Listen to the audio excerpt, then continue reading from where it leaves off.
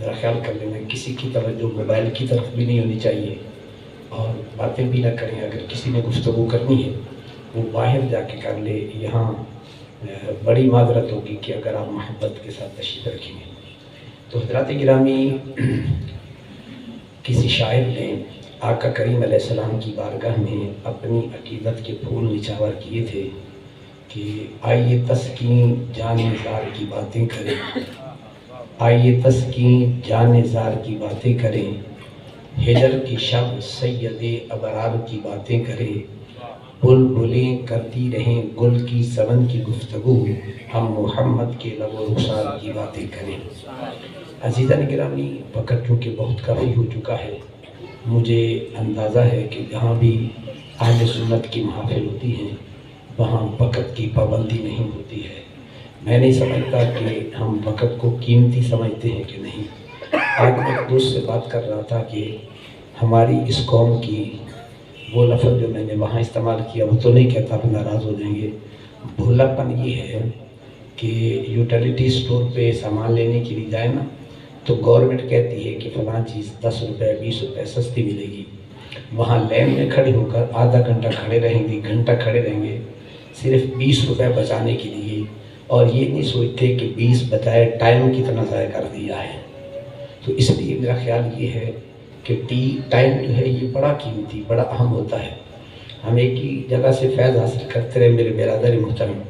مجھے یاد ہے کہ مسیح پور شریف پہ جب ہم پڑھتے تھے تو وہاں جب کلاس کا آغاز ہوتا تھا قصیدہ بردہ شریف پڑھا جاتا تھا، اور جب چھٹی ہوتی تھی تو پھر بھی قصیدہ شریف پڑھا جاتا تھا. تو ایک دن جو ساتھی قصیدہ پڑھتا تھا اس نے 1 منٹ پہلے چھٹی کر دی. فقیہ اعظم نائب امام اعظم حضرت علامہ ابو الخیر محمد نور اللہ نعیمی بصیر پوری رحمہ اللہ تعالی نے اس طالب علم کو بلایا اور کہا کہ آج تم نے چھٹی جلدی کی ہے. اس نے گھڑی کی طرف دیکھا، کہا حضور غلطی سے بس 1 منٹ میں نے پہلے چھٹی کی ہے. آپ نے فرمایا بتاؤ یہاں کتنے بچے پڑھتے ہیں؟ اس نے کہا جی 400 طالب علم پڑھتا ہے. فرمایا آپ نے ایک بچے کا 1 منٹ ضائع کیا، 400 بچے ہیں تو 400 منٹ آپ نے ضائع کیا ہے. اب آپ کو اندازہ ہو گیا ہوگا کہ وہ لوگ وقت کی کتنی قدر کرتے تھے. جو قوم وقت کی قدر نہیں کرتی ہے وہ منزل تک نہیں پہنچتی ہے. اور پاکستان کے بانی قائد اعظم محمد علی جناح علیہ الرحمہ کے حالات پڑھ کے دیکھیں، وہ وقت کا کتنا خیال کرتے تھے. ایک مرتبہ کالج کے بچوں نے ملاقات کا ٹائم لیا ہوا تھا، آپ ٹائم پر آ گئے تو طلباء 5 منٹ لیٹ آئے تو آپ نے ملاقات کینسل کر دی. کہا جو ٹائم دیا تھا میں تو آ گیا، تم لیٹ ہو گئے، اب پھر دوبارہ ملاقات ہوگی، اب میں آپ سے بات نہیں کرتا. تو اس لیے بڑے ادب سے درخواست کروں گا، وقت بہت قیمتی ہوتا ہے. 7 بجے والے پر جماعت ہوئی ہے اور اب میرا خیال ہے تقریباً 9:30 ہونے والے ہیں. اتنی دیر میں تو پروگرام ختم ہو جانا چاہیے تھا تاکہ آپ آرام بھی جا کے کر دیتے اور صبح کی نماز کا بھی خیال کرتے. بہرحال جو وقت ہو گیا، دعا کریں اللہ مجھے صحیح عرض کرنے کی توفیق عطا فرمائے. حضرات گرامی، 2 موضوع ہیں، دونوں کے بارے میں میں نے کچھ معروضات عرض کرنی ہیں. بالخصوص میرا محبوب موضوع وہ ہے مدرسہ. یہ بات پہلے ذہن میں رکھ لیں، میرا محبوب عنوان جو ہے وہ ہے مدرسہ، علم، تعلیم و تعلم. چونکہ میں خود طالب علم ہوں تو اور یہ بھی میرا خیال ہے کہ اگر آپ مان جائیں تو ٹھیک ہوگا کہ کوئی قوم تعلیم کے بغیر ترقی بھی نہیں کر سکتی. آج تک دنیا میں کوئی ایسی قوم نہیں آئی جو علم کے بغیر ترقی کر سکی ہو. تو ہم علم کے معاملے میں چونکہ بہت پیچھے چلے گئے ہیں، جس کا نتیجہ یہ نکلا کہ ہم ترقی نہیں کر سکے. اس لیے ذرا خصوصی طور پر اس حوالے سے آپ کی توجہ مبذول کراؤں گا. دعا فرمائیں اللہ مجھے دین حق عرض کرنے کی توفیق عطا فرمائے اور ہم سب کو دین حق سن کر سمجھ کر عمل کی اللہ توفیق عطا فرمائے. حضرات گرامی، جس آیت کو اپنی گفتگو کا عنوان بنایا ہے بڑی معروف سی آیت ہے. اس کا پورا پس منظر عرض نہیں کروں گا، بس اتنا عرض کروں گا جتنا موضوع سے متعلقہ حصہ ہے. حضرت سیدنا آدم علیہ السلام کی تخلیق سے پہلے اللہ تبارک و تعالیٰ نے فرشتوں سے پوچھا تھا کہ میں زمین پر اپنا ایک نائب اور خلیفہ بنانا چاہتا ہوں. فرشتے کہنے لگے کہ یا اللہ تو کسے خلیفہ بنائے گا جو زمین میں جا کے خون ریزی کرے گا، فساد کرے گا، قتل و غارت کا بازار گرم کرے گا؟ اللہ کریم نے جواب میں فرمایا انی اعلم ما لا تعلمون، اے فرشتوں جو بات میں جانتا ہوں وہ تم نہیں جانتے ہو۔ اب اللہ تبارک و تعالیٰ نے فرشتوں سے کہا کہ اب تم ایسا کرو کہ اگر تم یہ چاہتے ہو کہ ہم خلافت کے حقدار ہیں تو بڑا آسان سا طریقہ یہ ہے کہ پیارے آدم علیہ السلام کے ساتھ علم کے اندر مقابلہ کر کے دکھاؤ، اگر تم جیت گئے تو تمہیں خلافت کا تاج عطا کروں گا، اور اگر پیارے آدم جیت گئے تو خلافت کا تاج پیارے آدم کو عطا کروں گا۔ قرآن مقدس اس بات پر شاہد ہے۔ تمام فرشتے تھے، اللہ تبارک و تعالی نے ملائکہ سے ارشاد فرمایا انبئونی باسماء ہؤلاء، اے فرشتوں ذرا ان ناموں کی مجھے خبر بتاؤ، ان کے نام کیا ہیں؟ تو فرشتے کہنے لگے لا علم لنا الا ما علمتنا، اے اللہ ہمارے پاس اور کوئی علم نہیں ہے، بس جتنا تو نے دیا تھا نہ اس میں کمی ہوئی ہے، اور اگلا یہ جملہ ذہن میں رکھیں، اور نہ ہی اس میں ہم اضافہ کر سکے ہیں۔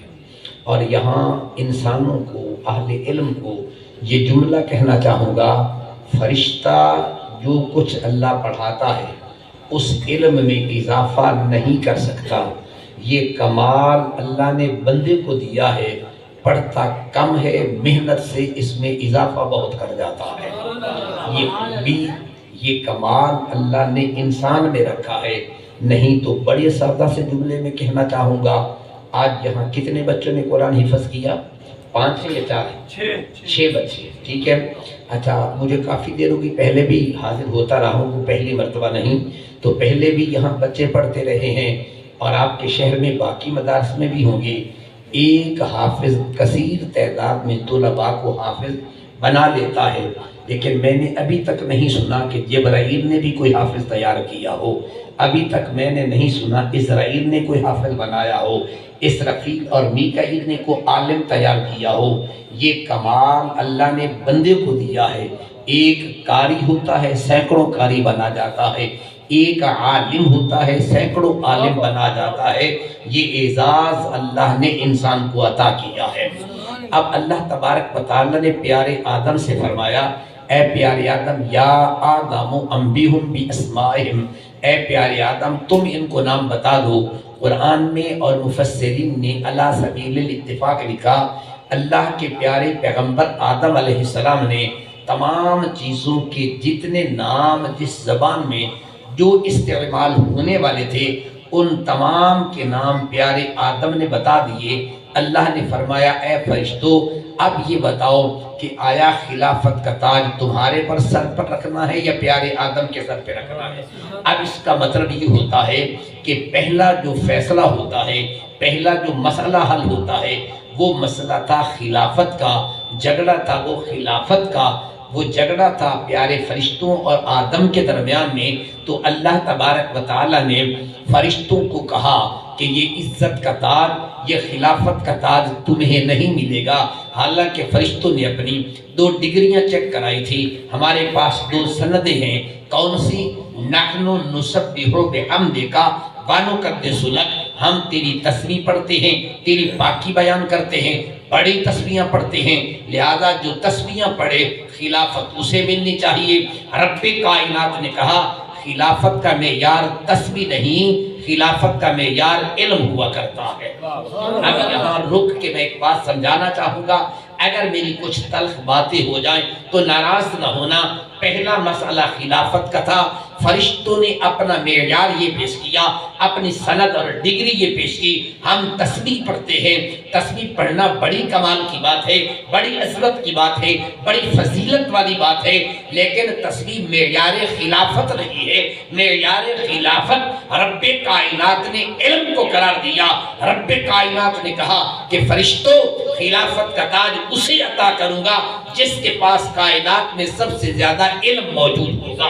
ہمارا پہلا سبق یہ تھا، آج ہم اس سبق کو بھول گئے۔ آج جس وقت میں خانقاہی نظام کو دیکھتا ہوں، پیران اعظام کی خلافت کو دیکھتا ہوں، میری نظر میں جو بات آتی ہے وہ یہ ہوتی ہے، پیر کا بیٹا پیر کے مرنے کے بعد مسند خلافت کا حقدار بن جاتا ہے، چاہے اسے علم آتا ہے یا نہیں، اس نے قرآن کا ترجمہ سیکھا ہے یا نہیں، اسے قرآن کی تفسیر آتی ہے یا نہیں، پیر کا بیٹا مسند ارشاد پہ فائز ہو جاتا ہے، جبکہ قرآن نے سب سے پہلے یہی نظریہ رد کیا تھا کہ جاہل کبھی خلیفہ نہیں ہوتا، خلیفہ وہی بنے گا جس کے پاس علم موجود ہوگا۔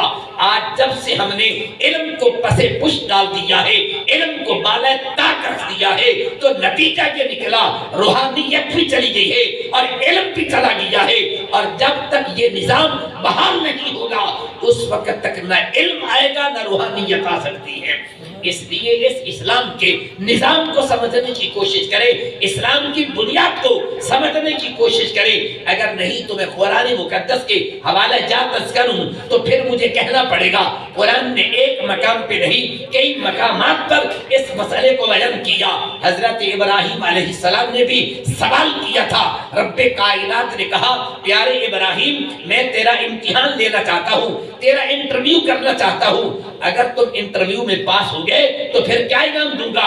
قرآن مقدس کے کلمات موجود ہیں، رب کائنات نے فرمایا وَإِذِ ابْتَلَىٰ إِبْرَاهِيمَ رَبُّهُ بِكَلِمَاتٍ فَأَتَمَّهُنَّ اللہ نے پیارے ابراہیم کا امتحان لیا۔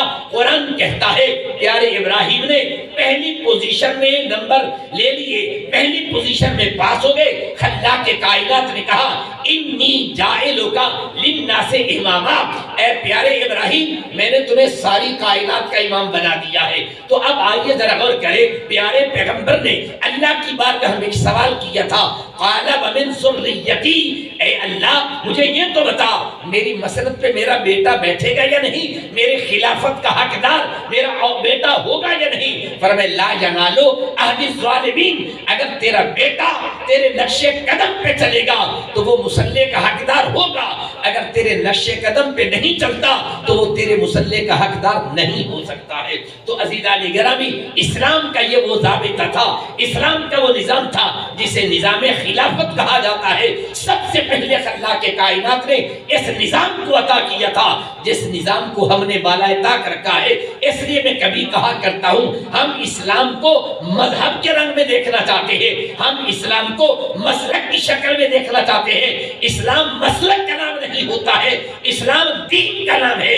اس لیے آج ہم اس کو اگر دین کے نقطہ نظر سے سمجھنے کی کوشش کریں تو اسلام وہ دین ہے جو ایک نماز کا مسئلہ نہیں بتاتا، روزے کا نہیں بتاتا ہے، پیدائش سے لے کر جوانی تک، جوانی سے لے کر موت تک، عبادت سے لے کر کائنات کے نظام تک کوئی مسئلہ ایسا نہیں جسے قرآن بیان نہیں کرتا ہے۔ اب اس بات کو میں غالباً شاید سکیل مضمون کی طرف جا رہا ہوں لیکن مجبوراً عرض کروں گا، لیکن مجھے اندازہ ہے اگر آپ غور کریں گے تو میں اپنا معافی زمین سمجھا دوں گا۔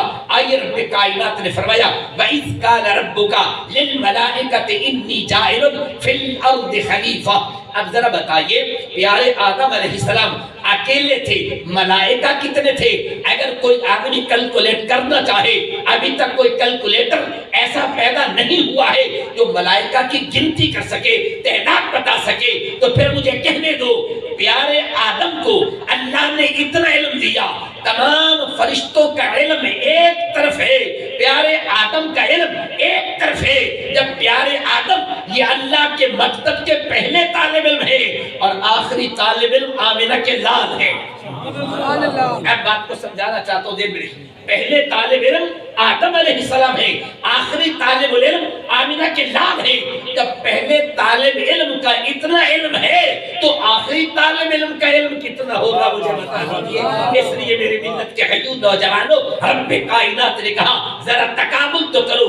آج دنیا پیارے نبی کے علم پہ بات کرتی ہے، علم پہ بحث کرتی ہے، مجھے یہ سمجھ میں نہیں آتی ہے جس بندے کا دماغ ایک شیطان کے برابر نہیں ہوتا، جس بندے کا علم 4 حروف سے آگے بڑھتا نہیں ہے، وہ بھی میرے نبی کے علم کو تولنا چاہتا ہے۔ نادانوں کبھی سوچ تو لیا کرو، ساری کائنات کا علم ایک طرف ہے اور پیارے پیغمبر کا علم ایک طرف ہوا کرتا ہے۔ ابھی دنیا میں وہ ایسا کوئی ترازو بنا ہی نہیں ہے جس پہ نبوت کے علم کو تولا جا سکتا ہو۔ لیکن نہیں، میں ذرا آسان پیرائے میں سمجھانا چاہتا ہوں، ذرا ذہن میں رکھیے گا۔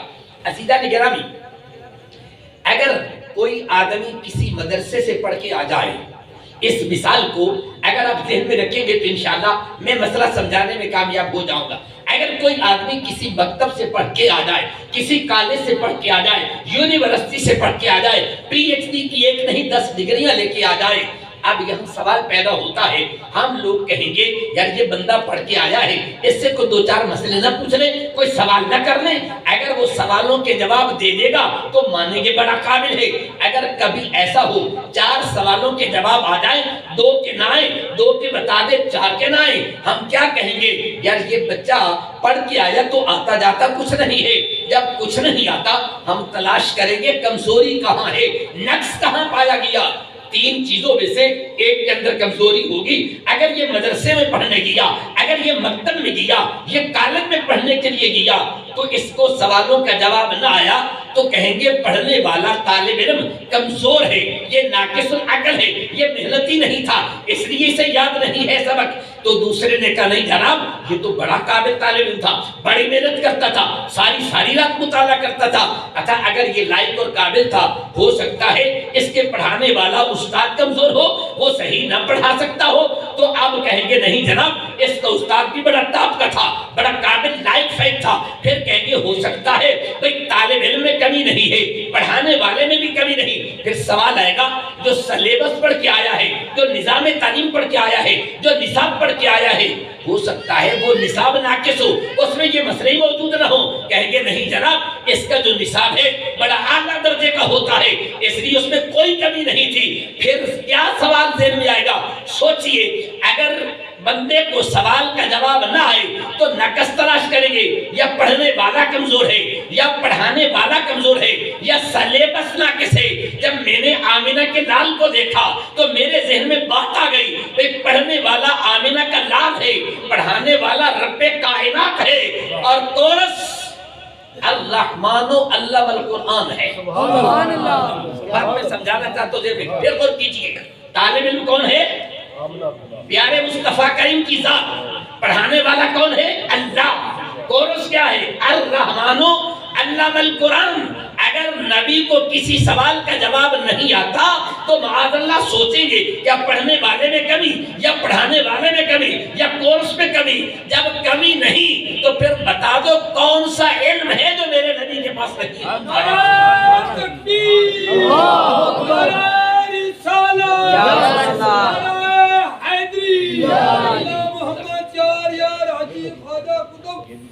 آئیے میرے ملت کے حیور اور جوان، بڑی محبت سے عرض کرنا چاہوں گا، اس بات کو ذرا بارے دیگر ذہن میں رکھیے گا، اس بات کو ذرا پھر غور سے سنیے گا تاکہ میں اپنا معافی ضمیر، اپنا مقصود آپ کو سمجھا سکوں۔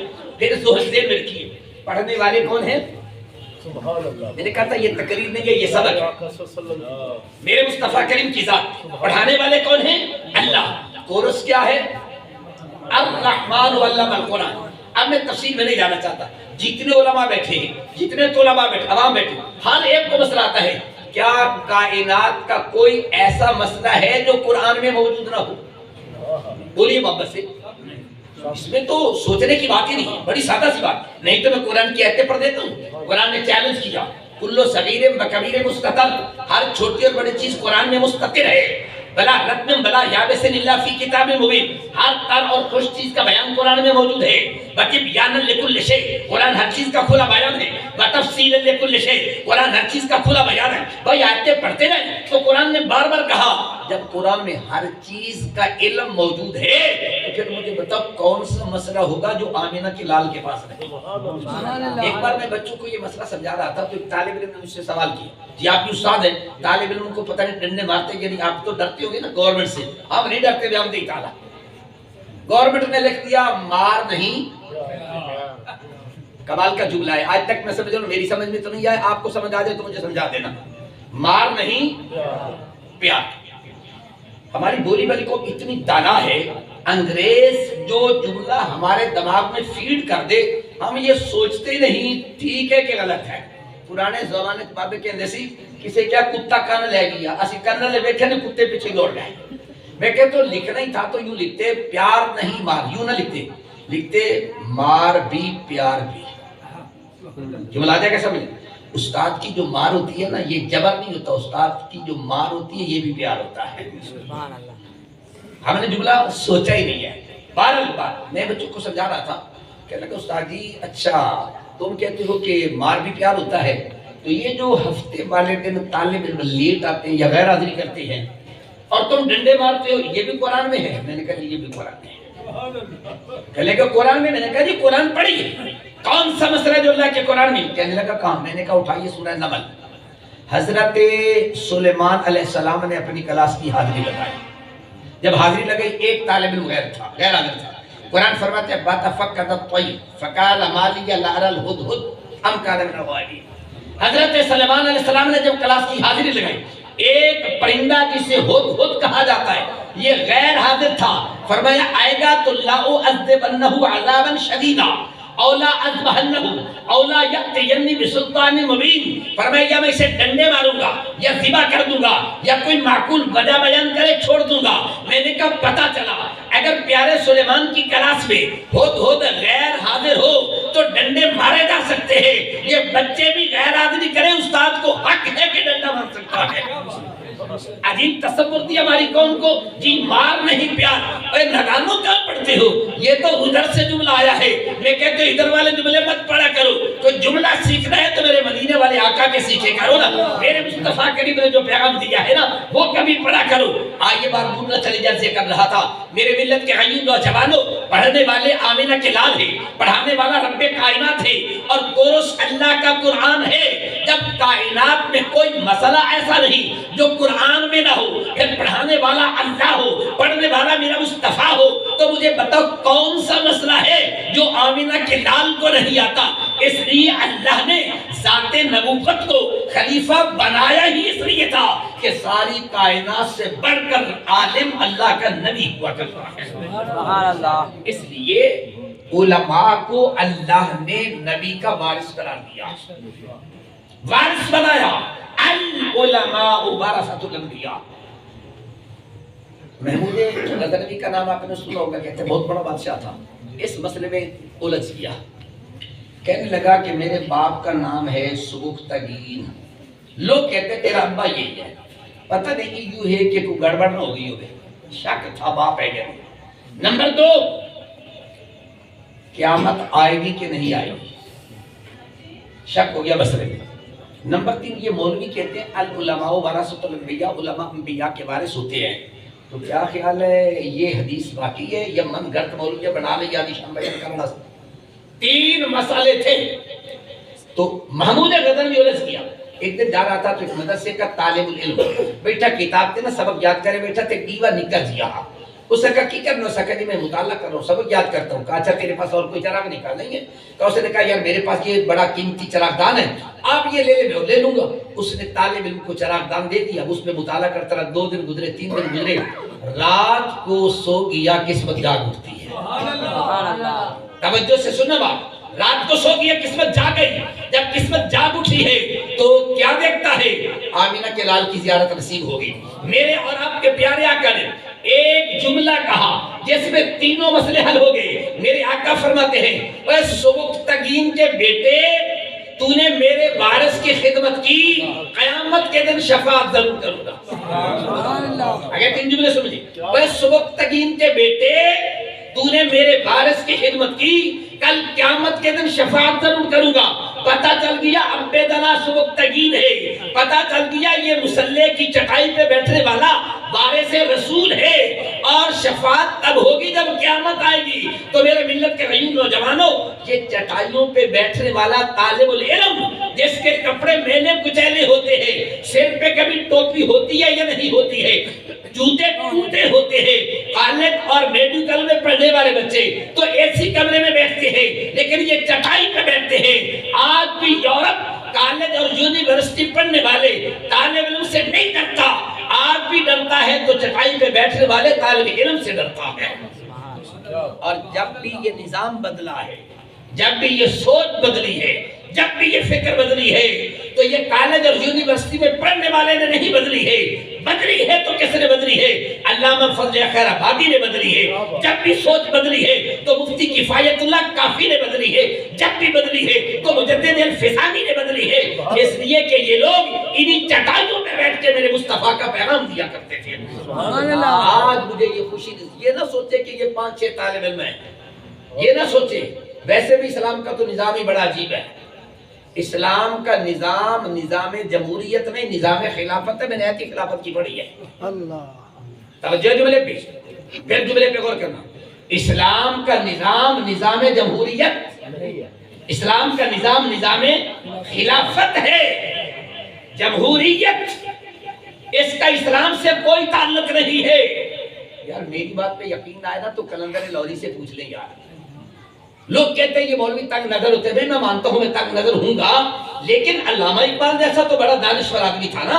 اقبال جیسا تو مفکر کوئی نہیں آیا، اقبال جیسا تو فلسفی کوئی نہیں آیا۔ اقبال کیا کہتا ہے؟ اقبال کہتا ہے جمہوریت وہ طرز حکومت ہے، جمہوریت وہ طرز حکومت ہے جس میں بندوں کو گنا کرتے ہیں، تولا نہیں کرتے ہیں۔ اسلام کے اندر نظام خلافت ہے، نظام جمہوریت نہیں ہے۔ جمہوریت میں ایک جملے میں فرق کہوں تو اتنا کہوں گا، جمہوریت میں مقدار کو دیکھا جاتا ہے اور اسلام میں معیار کو دیکھا جاتا ہے۔ اگر ملک کا نظام بدلنا ہے، اس جمہوریت کو گندی نالی میں پھینکو، پھر نظام بدل سکتا ہے۔ جب تک نظام خلافت نہیں آئے گا ملک کا نظام بہتر ہو سکتا ہی نہیں ہے۔ اور اگر بدل کے کہوں کہ جمہوریت اور خلافت میں کیا فرق ہے، تاریخ اسلام پڑھ لیں۔ جمہوریت میں خلیفے کا انتخاب نہیں کہتا، سلیکشن پہلی ہوتی ہے، بیعت ووٹ بعد میں ہوتے ہیں۔ جمہوریت میں ووٹ پہلے ہوتے ہیں، وزیر اعظم کے انتخابات میں ہوتے ہیں۔ یہ الٹا نظام ہے، اور دنیا میں ایک ہی زبان ہے جو الٹی لکھی جاتی ہے، وہ بھی انگریزی ہے۔ باقی کوئی زبان الٹی نہیں لکھی جاتی ہے، ہر زبان سیدھی لکھتے ہیں۔ ایک انگریزی واحد زبان ہے دنیا میں جو الٹی لکھی جاتی ہے۔ اس لیے جمہوریت کا نظام بھی وہ نظام ہے جو خلافت کے الٹ ہے۔ بس خلیفے کا انتخاب پہلے ہوتا ہے، سلیکشن پہلے ہوتی ہے، بیعت بعد کے اندر ہوتی ہے۔ اس لیے اسلام کا جمہوریت سے کوئی تعلق نہیں ہے۔ اسلام کا نظام کون سا؟ نظام خلافت ہے۔ اسی لیے قرآن مقدس لکھا وَإِذْ قَالَ رَبُّكَ لِلْمَلَائِكَةِ، پورے قرآن مقدس میں۔ اس لیے جمہوریت میں مقدار کو دیکھا جاتا ہے اور اسلام میں معیار کو دیکھا جاتا ہے۔ 5 طالب علم 6 طالب علم، یہ نہ سوچے۔ جمہوریت میں جس کے ووٹ زیادہ ہونا وہ جیت جاتا ہے، یہی قانون ہے نا تمہارا۔ مثلا ایک طرف 99 آدمی ہے، نمازی بھی ہے، متقی بھی ہے، پرہیزگار بھی ہے، اور ایک طرف 102 آدمی ہیں، بے شک وہ لچے ہیں، لفنگے ہیں، شرابی ہیں۔ ہمارے قانون کے مطابق 102 والے جیت جائیں گے، نمازی شدے رہ جائیں گے۔ یہی نظام ہوگا نا بھائی تمہارا۔ اسلام اس کو نہیں مانتا بھائی، قطعاً نہیں مانتا ہے۔ جس نظام کے اندر وزیر اعظم، چیف جسٹس کا ووٹ اور کوٹھے پہ بیٹھنے والی کنجری کا ووٹ برابر ہو، اسلام اسے نہیں مانتا ہے۔ اسلام معیار کا قائل ہے۔ قرآن بادل سنے گا، کام من فئت قلیلت غلبت فئت کثیرۃ باذن اللہ۔ پورا قرآن پڑھ کے دیکھ لیجئے، کہیں بھی یہ بات نہیں ہے۔ آپ تاریخ اسلام پڑھ کے دیکھیں، میرے آقا کریم کے زمانہ سے لے کر آج تک جتنی بھی مسلمانوں کی جنگ لڑائی جہاد ہوا ہے، کسی دور میں بھی مسلمان تعداد میں زیادہ نہیں تھے۔ ہر دور میں جنگ بدر سے لے کر آج تک پڑھ لیں، ہر دور میں مسلمان مقدار میں کم ہوتے تھے، ہر دور میں مقدار میں کم ہوتے تھے، لیکن معیار میں سب سے اعلیٰ ہوا کرتے تھے۔ اس لیے قرآن مقدس نے جو ہمیں نظام دیا، یہ نظام مدرسے کی چٹائی سے آئے گا۔ یہ نظام کہاں سے آئے گا؟ اس چٹائی پہ بیٹھنے والے اس ننھے منھے بچے نے جب میدان عمل میں نکلنا ہے، یہ بتائے گا اللہ کا قرآن کیا کہتا ہے۔ آج ہم نے بھی انگریز کی ڈکالی ان کے پیچھے چل پڑے، ہم نے سمجھا یہ بڑی خوبصورت پری ہوگی جس کو ہم سر کر لیں گے۔ میرے ملت کے حیون نوجوان بات دور نہ چلیے یہ کرنا چاہتا تھا، چٹائی پہ بیٹھنے والے 5-6 طالب علم کو نہ دیکھنا، یہ تعداد میں کم ہیں۔ آج بھی یورپ اس سے ڈرتا ہے۔ اس لیے اقبال نے ایک جگہ پہ بڑی خوبصورت بات لکھی ہے، اس سے بھی تھوڑا سا میں حوالہ دے دوں تاکہ بات واضح ہو جائے۔ مولوی کی بات پہ آج ہمارے لوگ صاحبان علم جو اپنے آپ کو بڑا دانشور سمجھتے ہیں، مولوی کو فرسودہ، तंग नजर, पता नहीं क्या कुछ कहते हैं, मैं सुनता रहता हूँ, बातें होती रहती है। मैं कहता हूँ भाई ठीक है, मानते हैं तंग नजर सही, फसूदा ख्यालात के आमिल सही, लेकिन मैंने कहा जरा जेब में रखो। इकबाल ने बड़ी मोहब्बत की बात की थी। इकबाल फरमाते हैं कि तुम मगरिब के पीछे ना चलना। क्यों? कहा उनको चाहिए कि वो आगे देखें और तुम्हें चाहिए तुम पीछे की तरफ देखो। अंग्रेज को चाहिए वो आगे देखे, तुम्हें चाहिए आगे मत देखो पीछे देखो। इसलिए उनका माजी तारीख है, आगे कुछ रोशन होगा। और मुसलमानों का माजी मेरे महबूब का जमाना ताबनाक है, मुसलमान को पीछे देखना चाहिए। और किसी दानिशवर ने तो बड़ी मोहब्बत की बात की है, कहते जरा तुमने गौर किया ना, सूरज जब मशरिक से निकलता है तो बुलंदी की तरफ जाता है, थोड़ा सा ऊपर गया रोशनी बढ़ गई, फिर और ऊपर गया रोशनी बढ़ गई। जैसे सूरज मशरिक से निकलता है रोशनी बढ़ती जाती है, जब मगरिब की जानिब जाता है तो भाई सूरज डूब जाता है। तो ये सूरज हर रोज पैगाम देता है, अगर मगरिब की पैरवी करोगे तो अंधेरे में चले जाओगे, मगरिब को छोड़ दो मशरिक की तरफ आ जाओ, हर तरफ रोशनी ही रोशनी नजर आएगी। तो नहीं, इकबाल की बात समझाना चाहता हूँ, इकबाल जैसा दानिश्वर कोई नहीं। मैं उलमा को भी कहा करता हूँ इकबाल को पढ़ा करें। इकबाल को भी फैज कॉलेज से नहीं मिला, यूनिवर्सिटी से नहीं मिला, इकबाल को फैज तब मिला जब ये मौला रूम के दरवाजे पे गया। इकबाल को भी फैज तब मिला जब ये मुजद्दिद अल-फिसानी के मिज़ार पे गया है। फिर इकबाल ने कहा मैंने सब कुछ देखा है। इकबाल फरमाते हैं बोले वाले लोगों, मैंने मशरिक को भी देखा है, मैंने मगरिब को भी देखा है, सब कुछ देख के तुम्हें कहना ये चाहता हूँ, मुझे खीरा न कर सका जलवा दानिश फरंग, मुझे खीरा न कर सका जलवा दानिश फरंग, सुरमा है मेरी आंख का खाके मदीना ओ नजब। आईना इकबाल से पूछ इकबाल क्या कहता है, और कमाल के दो जुमले कहे।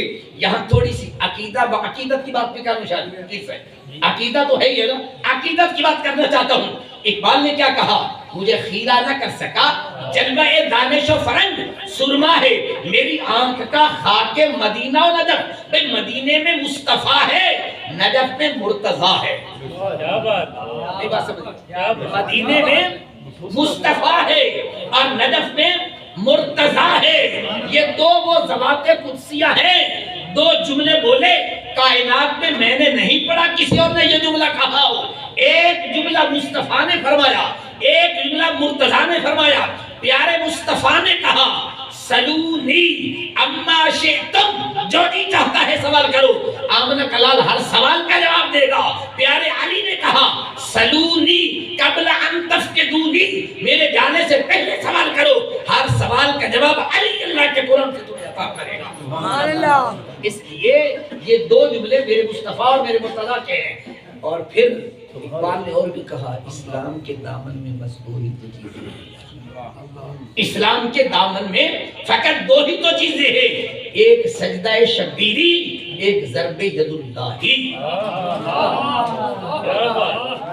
इस्लाम के दामन में फकत दो ही तो चीजें हैं, एक सजदा शब्बीरी, एक ज़रबे यदुल्लाही। इकबाल ने कहा या मुस्तफा के दरवाजे पे आ या मुर्तजा के दरवाजे पे आ, और कहीं नहीं जाना। जब भी रोशनी मिलेगी या मदीने से मिलेगी या मौला कायनात के दरवाजे से तुम्हें मिलेगी। हमने ये दरवाजे छोड़ दिए हैं। हम समझते हैं कि मगरिब से रोशनी मिलेगी, हम समझते हैं बड़े शौक से लोगों को बता, मियाँ मेरा पुत्र आला तरीन हासिल करने के लिए जापान में गया है, मेरा बेटा आला तालीम लेने के लिए ऑक्सफोर्ड में गया है। मैं कलमा पढ़ने वालों तुम्हें कुरान का वास्ता दे के कहता हूँ, जिस कौम के पास कुरान जैसी किताब है वो भी आला तालीम कहीं और से जाके तलाश करता है। कुरान से बड़ी कायनात में को किताबें मुझे बता दो। दुनिया में जितने भी दसातीरे आलम लिखे गए हैं पढ़ के देखिए, जो दस्तूर कुरान ने दिया है कायनात में न कोई पहले दे सका है न क्या तक दे सकता है। गलती हमारी क्या हो गई, हमने कुरान को मुकद्दस किताब समझ के गिलाफ में लपेट के बंद कर दिया। उलमा से भी अदब अर्ज करूंगा, नाराज न होना, हमसे भी गलती हुई है, हमसे भी गलती हुई है और अभी उसका इजाला भी नहीं करना चाहते। क्या गलती हो गई, हाफिज बन गए कुरान के, आलिम बन गए कुरान के, तो कुरान ने कहा खलीफा कौन है, बात कर रही है खलीफे की। भाई क़ाल रब्बुका लिल मलाइका इन्नी जाइलुन खलीफा। अब यहाँ कसीर तादाद अल्फाज मौजूद है। अब दूसरे मकाम पे कुरान ने कहा फखलफा मिन बादिहिम خلف وارث الکتاب فخلف من بعدهم خلف وارث الکتاب۔ اور نالائق مولویوں، میں نے تمہیں کتاب دی، آپ کہیں گے نالائق کا ترجمہ کہاں سے نکالا؟ یہ جو عربی جانتے ہیں نا ان سے پوچھیے، خلف کا لفظ دو طرح استعمال ہوتا ہے، لام پر زبر بھی پڑی جاتی ہے خلف، اور لام پر جزم بھی پڑی جاتی ہے خلف۔ میرے برادر اکبر بیٹھے، ان کا لغت سے بڑا تعلق ہے، ان سے پوچھیے المنجد سے لے کر لسان العرب تک، القاموس تک، کوئی لغت کی کتاب اٹھائیں، اگر لام پر زبر ہو اس کا معنی ہوتا ہے لائق خلیفہ، اگر لام کو ساکن کر کے پڑھیں خلفن اس کا معنی ہوتا ہے نالائق خلیفہ۔ فخلف من بعدہم خلفن وارث الکتاب، میں نے تمہیں کتاب دی، میں نے تمہیں قرآن دیا، میں نے تمہیں خلیفہ بنایا، تم نالائق نکلے۔ بولا کیا نالائق کی ہماری؟ قرآن بذات خود کرتا ہے، میں نہیں کر رہا، قرآن کہتا ہے یأخذون عرض ھذا الادنی، میں نے تمہیں کتاب کا عالم بنایا، میں نے تمہیں کتاب کا علم دیا، میں نے تمہیں قرآن کا فاضل بنایا، اور تم قرآن کے بدلے میں پیسے لینے لگ گئے۔ قرآن کہہ رہا ہے، میں نہیں کہتا۔ جائیں کسی بھی مکتب فکر کا ترجمے والا قرآن اٹھائیں، مولوی کہتے ہیں میں 40,000 کے بغیر تقریر نہیں کروں گا، مولوی کہتا ہے میں 60,000 روپیہ لوں گا تقریر کا۔ آج کچھ مجھے فون کرتا ہے فردوسی صاحب آپ نے آنا جی فیس آپ کی کتنی ہے؟ میں کہتا ہوں لا حول ولا قوت، یہ بھی کوئی باتیں کرنے کی؟ سودے بازی تجارت دین کے ساتھ کرتے ہو، کچھ خوف خدا کر لو۔ قرآن کہتا ہے میں نے تو تمہیں کتاب کا وارث بنایا۔ یأخذون عرض ھذا الادنی، تمہیں شرم نہ آئی پیسے لینے لگے؟ پیسے لینے کے بعد پھر پتہ کیا کہتے ہیں؟ یقولون سیغفر لنا، کوئی پیسے لے لو اللہ معاف کر ہی دے گا یار، سیغفر لنا، کوئی تو معاف کر دے گا۔ بھائی یاتہم عرض مثلہ یاخذ، پیسے لے کے اللہ معاف کر دے گا، دوبارہ آگے پھر لے لیں گے، چلو پھر لے لی اللہ معاف کر ہی دے گا، پھر لے لی اللہ معاف کر ہی دے گا۔ اللہ فرماتا ہے وَدَارَسُ معافیت، تمہیں شرم نہیں ہے مدرسے پڑھتے نہیں ہو تم؟ وَدَارَسُ قرآن کے لفظ ہے، تم مدرسے پڑھتے نہیں ہو، مدرسے میں پڑھنے کے باوجود قرآن کے پیسے لیتے ہو۔ کیا بات، یہ اس عالم کی شان ہوگی جو دین کو بیچے گا نہیں، یہ اس عالم کا مقام اور مرتبہ ہوگا جو دین کے بدلے میں ٹکے نہیں خریدے گا۔ جب وہ عالم ہوگا فرشتے کہیں گے مولا اجازت عطا کر، جی چاہتا ہے عالم کو سلام کر کے آ جائیں۔ نعرہ تکبیر، نعرہ رسالت، نعرہ حیدری، یا محمد شاہ یا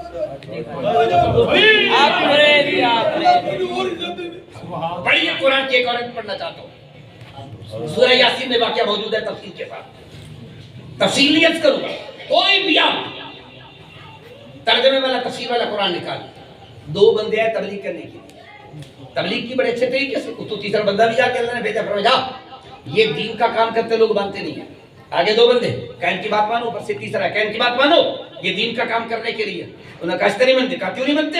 اس کا نہیں مانتے ہم۔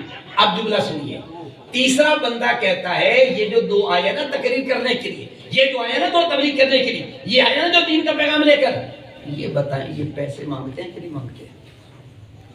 قرآن کے لفظ سے بیعت پڑھتا ہوں، وہ کیا کہتا ہے تیسرا بندہ؟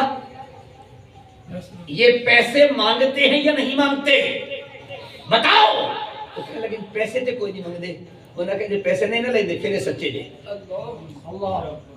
اگر یہ پیسے نہیں مانگتے پھر ٹھیک ہے ان کی بات مانو، ہاں اگر پیسے مانگتے تو ہم کبھی بھی نہ کہتے۔ اب قرآن کے لفظ سنی، قرآن کیا کہتا ہے؟ اتبعوا من لا یسألکم اجرا وہم مہتدون، ان لوگوں کی پیروی کرو جو لا یسألکم اجرا، جو تم سے پیسے نہیں مانگتے، کیوں؟ وہم مہتدون۔ اب علامہ صاحب سے پوچھئے ساری نام کی کتابیں پڑھ لیں، وہم مہتدون میں واو کون سی؟ واو حالیہ ہے۔ قانون یہ ہے حال ذل حال کے لیے قائد ہوتا ہے، قید ہوتا ہے، مطلب کیا ہوگا؟ اس حال میں ہدایت پر وہی عالم ہوگا جو لا یسألکم پیسے نہیں مانگے گا، جو مانگے گا وہ تو خود ہدایت پر نہیں، تمہیں کیا ہدایت عطا کرے گا؟ اس لیے جستجو کرو، تلاش کرو اس عالم کی جو پیر مہر علی شاہ جیسا ہو، تلاش کرو اس عالم کی جو شیخ الاسلام خواجہ قمر الدین صاحب سیالوی جیسا ہو، تلاش کرو اس عالم کی جو امام غزالی کاظمی جیسا ہو، تاکہ پتہ چلے یہ مانگنے والے نہیں، یہ علم بانٹنے والے آ گئے۔ قرآن پڑھے یار، قرآن سارا کچھ بتاتا ہے۔ میں نے ابھی دعویٰ رکھا تھا قرآن ہر مسئلہ بتاتا ہے۔ ایک اور آیت کا حوالہ دیتا ہوں، مسئلہ ذہن میں رکھیے گا، اس آیت کی طرف پھر بعد میں آتا ہوں۔ قارون کا نام سنا ہے آپ نے؟ کتنا پیسہ تھا اس کے پاس؟ کوئی حساب بتا سکتا ہے؟ پرانے بابے کے دیسی بے 40 اٹھو دے خزانے دی چابیاں چک رہے انہیں آتا ہے نا بابے آ گیا۔ قرآن پاک میں لفظ اس آیا، بہت بڑی جماعت تھی جو اس کے خزانے کی چابیاں اٹھا دے۔ ان شوق لگا میں اپنے خزانے کی نمائش لگاؤں، لوگوں کو پتہ لگے میرے کو بڑا خزانہ ہے۔ اس نے خزانے کی نمائش لگا دی، اعلان کرایا میرا بہت بڑا خزانہ ہے، آؤ ذرا میرا خزانہ چیک کرو۔ قرآن فرماتا ہے، پڑھی اللہ تعالیٰ قرآن میں فرماتا ہے فخرج علی قومہ فی زینتہ، اس نے او سارا خزانہ ہے، ادھر چاندی بھی ہے، سونا بھی ہے، ہیرے جواہر بھی ہے، سارا کچھ پڑھو، اتنا سونا تا حد نگاہ سونا ہی سونا، اتنی چاندی تا حد نگاہ چاندی چاندی، اتنے زیورات، اتنی فلاں چیز۔ اب ذرا غور کری آگے بندے، جدو قارون دا خزانہ ویکھا منہ چا گیا پانی، اے اپن نہیں ہوتا نا کہ کوئی 4 ٹکے ویکھ لوی، چنگی کوٹھی ویکھ لوی، گڈی ویکھ لوی، ساڈے منہ چ پانی آ جاندا یار اللہ نے کیوں دے چھڈا؟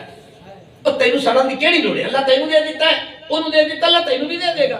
سڑتے لینا کی ہے نا، آج آپ سڑنا چھڑ دیں گے اپنا نظام بھی ٹھیک ہو جائے گا۔